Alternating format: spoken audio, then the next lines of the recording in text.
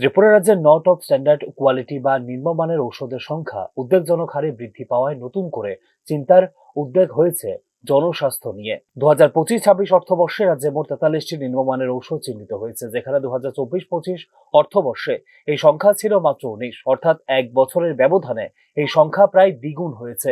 এই তথ্য বিধানসভায় বিরোধী দল কংগ্রেসের উত্থাপিত এক প্রশ্নের উত্তরে প্রকাশ করেন মুখ্যমন্ত্রী।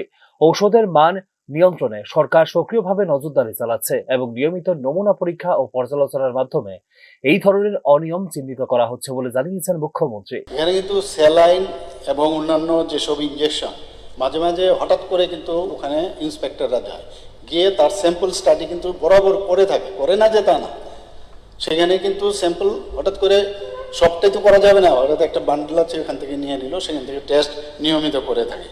আরেকটা যেটা আপনি বললেন যে কতটা এখন পর্যন্ত হয়েছে,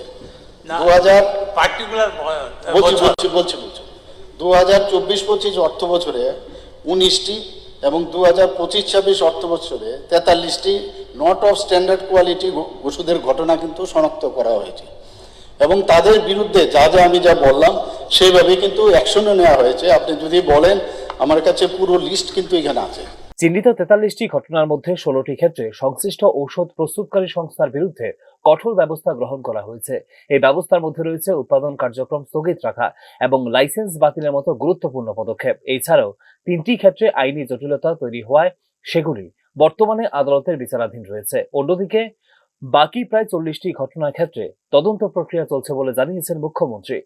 এটা তদারকি করার জন্য রাজ্য সরকার কি বন্দোবস্ত নিয়েছে? না, এটা তো ন্যাচারালি ওরাও সেখানে সেইভাবে কাজ করে। ফর এক্সাম্পল, আমার এখানে যদি আজকে ত্রিপুরাতে তো আমাদের এখানে কোনো ড্রাগস তৈরি হয় না, এখন আগে একবার শুরু হয়েছিল, কিন্তু ওখান থেকেও যদি আমাদেরকে বলা হয় যে আপনার এখানের ওষুধ যে এরকম আমরা স্পুরিয়াস পেয়েছি বা এই ধরনের নট অফ স্ট্যান্ডার্ড কোয়ালিটি, তাহলে আপনার যা নেওয়ার, তো এটা কিন্তু ভাইসা ভার্সা ওখানে ওনারাও করেন।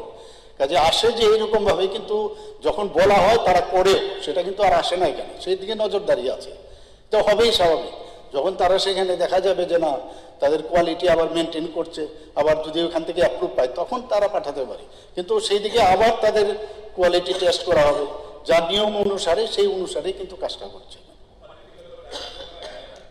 কোম্পানি থেকে তো ডাইরেক্ট দোকানে আসছে না, এই কোম্পানির মাল কোন কারা কারা এই হোলসেল ব্যবসা করছে, হোলসেল থেকে রিটেলে কিভাবে যাচ্ছে, তাদের বিরুদ্ধে ব্যবস্থা নেওয়া দরকার। আমার দোকানের যে মালটা, আমার তো সেই লেভেল টেস্টিং রিপোর্ট আমার কাছে নেই, তো অবভিয়াসলি আমি মালগুলো কিনি হোলসেল থেকে। এখন ব্যবস্থা তো আমার দোকানের উপরে নিয়ে কোনো লাভ নেই।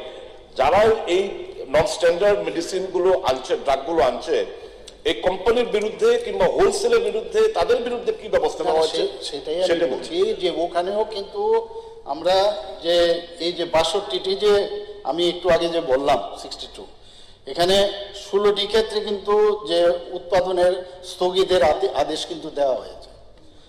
তাছাড়া একটি প্রস্তুতকারকের উৎপাদন লাইসেন্স বাতিলও করা হয়েছে। 3টি মামলা আদালতের বিচারাধীন এবং অবশিষ্ট 40টি মামলা, সেক্ষেত্রে প্রয়োজনীয় ব্যবস্থা গ্রহণের প্রক্রিয়া চলছে এবং এইভাবে কিন্তু সেখানেও তাদেরকে জানানো হচ্ছে, ওই যে জায়গার থেকে মালটা আসছে সেখানেও কিন্তু তাদেরকে আমাদের এই ড্রাগস কন্ট্রোল থেকে তারাও কিন্তু সেখানে জানাচ্ছে যে আপনার এখান থেকে কিন্তু এটা হচ্ছে, সেটা আপনি বন্ধ করুন এবং যথাযথ আপনি ব্যবস্থা নিন। সেটা কিন্তু কন্টিনিউয়াস হচ্ছে। সেটা স্বাস্থ্য বিশেষজ্ঞদের মতে নিম্নমানের ঔষধের ব্যবহার রোগীদের জন্য মারাত্মক ঝুঁকি তৈরি করতে পারে এবং চিকিৎসা ব্যবস্থার উপর কমিয়ে দিতে পারে আস্থা। সর্বোপরি নিম্নমানের ঔষধের সংখ্যা বৃদ্ধির এই প্রবণতা রাজ্যের স্বাস্থ্য ব্যবস্থার জন্য দেখা হচ্ছে একটি সতর্কবার্তা হিসেবে। প্রশাসনের পাশাপাশি সংশ্লিষ্ট সকল পক্ষের সক্রিয় ভূমিকার মাধ্যমে এই সমস্যার কার্যকর সমাধান সম্ভব বলে অভিমত সংশ্লিষ্ট মহলের। Bureau report, news now.